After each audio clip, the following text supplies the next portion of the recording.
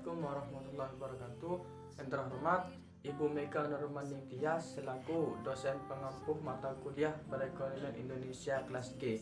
Saya Muhammad Gilang Bakhtiar dengan NIM 2001501110220. Di sini saya akan menjelaskan tentang investasi. Pertama, pengertian investasi. Investasi merupakan pengeluaran untuk produk yang saat ini tidak dikonsumsi, tetapi meningkatkan jumlah produk dan alat produksi. Dalam istilah ekonomi, dalam berinvestasi, investor akan membeli sesuatu yang tidak akan digunakan sekarang. Dalam berinvestasi tidak selalu menghasilkan keuntungan. Ada juga risiko kerugian di saat kita berinvestasi. Oleh karena itu, sangat diperlukan pemahaman terkait bentuk-bentuk investasi juga risikonya. 2. Fungsi, tujuan, dan manfaat investasi. Fungsi investasi. Investasi berfungsi sebagai pemenuh kebutuhan masyarakat akan barang maupun jasa di masa mendatang. Jika tidak ada investasi di masa sekarang, maka kelangsungan hidup masyarakat di masa mendatang akan sulit untuk memenuhi kebutuhan terhadap barang atau jasa. Tujuan investasi. Tujuan investasi yaitu mendapatkan keuntungan ataupun meningkatkan kekayaan seseorang. Tidak hanya untuk mendapatkan pemasukan yang menguntungkan, namun tujuan investasi juga untuk mengontrol sebuah perusahaan serta menjalin maupun menjaga hubungan antar perusahaan. 3. Manfaat investasi.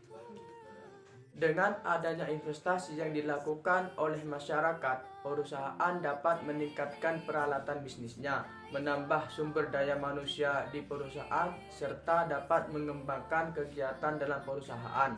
Perusahaan juga dapat membuka lapangan pekerjaan yang lebih luas sebagai bahan mencari sumber daya yang berkualitas. 3. Bentuk-bentuk investasi.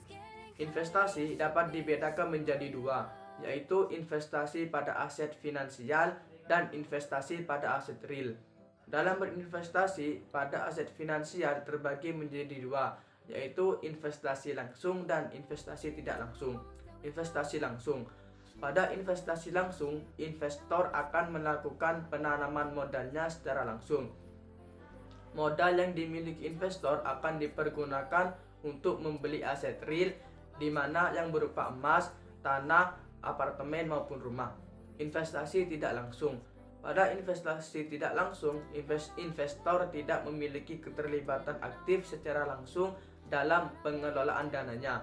Investasi tidak langsung sendiri berbentuk aset finansial yang mana bisa dilakukan dengan melakukan pembelian surat berharga dari perusahaan investasi seperti reksadana. 4. Proses investasi. Dalam investasi, bagi investor pemula sangat penting untuk mengetahui proses agar tidak terjadi sebuah kesalahan dalam melakukan proses investasi. Berikut adalah proses-proses dari investasi. Pertama, menetapkan sasaran investasi. Investasi harus terdapat sebuah tujuan untuk mencapai keuntungan. Jumlah investasi atau dananya berpengaruh pada return. Dalam investasi dipertimbangkan beberapa risiko bagi sang pemodal. Tujuan investasi ditentukan oleh instrumen investasi yang dipilih. Tujuan investor dalam berinvestasi berbeda. Misal, A. Lembaga dana pensiun. Untuk mendapatkan dana yang dibayar, pensiunan pada nasabahnya di masa depan memiliki kemungkinan investasi yang dipilih. B. Lembaga penyimpanan dana atau bank, bertujuan untuk mendapatkan return yang lebih tinggi atau besar dan berinvestasi pada sekuritas yang lebih mudah untuk diperdagangkan. 2. Membuat kebijakan investasi. Kebijakan investasi adalah fase investasi yang dirancang untuk mencapai tujuan investasi. Keputusan ini mempengaruhi alokasi dana di berbagai kelas aset yang tersedia, ekuitas, pendapatan tetap, real asset, dan lain-lain. Investor bertanggung jawab atas besarnya dana, jumlah dana yang dialokasikan, pajak, dan beban pelaporan yang harus mereka tanggung. Pemilihan strategi portofolio. 3. Memilih strategi portofolio. Dalam memilih portofolian, tentunya ada strategi tersendiri untuk memilihnya, di mana terdapat strategi portofolio aktif dan portofolio pasif. Menurut Jogianto, tahun 2015, strategi aktif adalah aktivitas yang menggunakan informasi yang ada dan teknik peramalan aktif untuk menemukan kombinasi portofolio yang lebih baik. Strategi portofolio pasif meliputi aktivitas investasi yang konsisten dengan kinerja indeks pasar portofolio. 4. Memilih aset. Pemilihan aset dalam proses investasi adalah untuk memperoleh kombinasi portofolio yang efisien, yaitu portofolio yang menawarkan imbalan hasil yang diharapkan tinggi pada tingkat resiko tertentu, atau sebaliknya, portofolio yang menawarkan imbal hasil yang diharapkan pada tingkat resiko yang rendah. Resiko tujuannya adalah untuk melakukan. 5. Mengukur dan mengevaluasi kerja. Pengukuran dan evaluasi merupakan tahap akhir dari proses pengambilan keputusan investasi. Apabila hasil dari tahap pengukuran dan evaluasi kerja kurang baik, maka evaluasi dilanjutkan dari tahap pertama sampai diperoleh keputusan yang terbaik. 5. Investasi mata uang asing. Investasi dibagi menjadi dua kelompok besar, aset berwujud dan aset finansial. Investasi aset real adalah keterlihatan yang menghubungkan aset ke sektor fisik. Sedangkan aset investasi atau portofolio adalah kewajiban untuk mengikat aset surat berharga yang diterbitkan. Penggunaan mata uang asing sebagai alat investasi tidak terlepas dari promosi sistem pasar bebas dan kemajuan teknologi. Sebagai investasi, jika nilai tukar yang digunakan untuk investasi tidak memenuhi kebijakan penetapan nilai tukar, maka mata uang hasil atau akan menghasilkan keuntungan pada nilai tertentu. Oleh karena itu, mata uang asing yang dipilih harus sesuai dengan mata uang yang bebas bergerak di pasar bebas, atau mata uang yang sesuai dengan kebijakan nilai tukar variabel, yaitu kebijakan nilai tukar variabel. Menurut Pojarliv dan Livik 2008, strategi untuk memperoleh keuntungan dari mata uang asing ada 4. Pertama, carry factor, yaitu meminjam uang dengan bunga rendah untuk berinvestasi di mata uang berbunga tinggi. 2. Trend following factor, yaitu memperhatikan perubahan pada sinyal tren. 3. Value factor, yaitu mata uang under atau overvalue terhadap mata uang lainnya. 4. Volatility factor ya, itu menggabungkan produk valuta asing yang volatility seperti foreign exchange option. Fluktuasi mata uang asing yang akan diinvestasikan tidak serta-merta harus ditahan dalam jangka waktu tertentu, tetapi dapat dilakukan dengan metode perdagangan berkelanjutan atau metode yang disebut perdagangan. Oleh karena itu, aktivitas perdagangan merupakan aktivitas yang berulang dan berjangka panjang. Aktivitas perdagangan falas meningkat dari tahun ke tahun karena peluang besar, keuntungan dan dukungan dari pasar bebas. 6.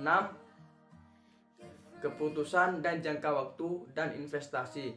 Keputusan investasi adalah faktor yang penting dalam fungsi keuangan di organisasi. Tujuan keputusan investasi yaitu untuk mencapai keuntungan atau pengambilan yang tinggi. Dengan investasi, maka menguntungkan perusahaan dalam sumber daya perusahaan yang efisien. Perusahaan memperoleh kepercayaan investor dan membeli saham perusahaan. Oleh karena itu, semakin tinggi profit perusahaan yang didapat, maka semakin tinggi juga nilai perusahaan di mata investor. Keputusan investasi, yaitu aktiva lancar, adalah aktiva yang jatuh temponya kurang dari 1 tahun atau kurang dari satu perusahaan. Aktiva jangka panjang atau aktiva tetap, yaitu harta yang temponya jatuh lebih dari 1 tahun. Dana yang diinvestasikan dalam harta jangka panjang tersebut dipulihkan dalam 1 tahun atau lebih dan dilunasi dalam bertahap. Perusahaan berinvestasi dalam aset jangka panjang yaitu untuk meningkatkan nilai pemegang saham. Keputusan investasi yang diambil suatu perusahaan dan dipengaruhi oleh kemampuan untuk menghasilkan kas yang dapat memenuhi kebutuhan jangka panjang dengan jangka pendeknya. Keputusan investasi suatu perusahaan dipengaruhi oleh peluang investasi. Hal ini karena semakin besar investasi yang menguntungkan, semakin tinggi jumlah investasinya. Perusahaan menjaga likuiditas, di mana likuiditas ini adalah kemampuan perusahaan untuk menghasilkan uang tunai untuk memenuhi kebutuhannya, baik jangka pendek maupun jangka panjang. Oleh karena itu, perusahaan perlu memperhatikan likuiditas dalam jangka pendek atau menengah. 2. Jangka waktu investasi antara lain. 1. Jangka pendek. Investasi jangka pendek biasanya kurang dari 1 tahun. Investasi jangka pendek bisa dimulai dengan modal kecil, padahal ada cukup banyak instrumen yang bisa dimulai dengan budget ratusan ribu rupiah. Tujuan dari investasi ini adalah untuk memenuhi permintaan dalam waktu dekat. 2. Jangka menengah. Investasi jangka menengah biasanya terbayar dalam waktu sekitar 15 tahun. Jika Anda tidak memiliki tujuan jangka pendek dan jangka panjang, gunakan investasi jangka menengah. Salah satu pilihannya adalah berinvestasi di tanah atau obligasi. 3. Jangka panjang. Investasi jangka panjang biasanya berlangsung 5 tahun atau lebih. Hasil investasi jangka panjangnya cukup besar, sehingga Anda perlu menyiapkan dana yang cukup besar untuk mendapatkan hasil yang maksimal. Lebih sedikit uang berarti lebih sedikit keuntungan. Tujuan berinvestasi adalah untuk mempersiapkan masa pensiun atau masa depan. Sekian dari saya. Terima kasih. Wassalamualaikum warahmatullahi wabarakatuh.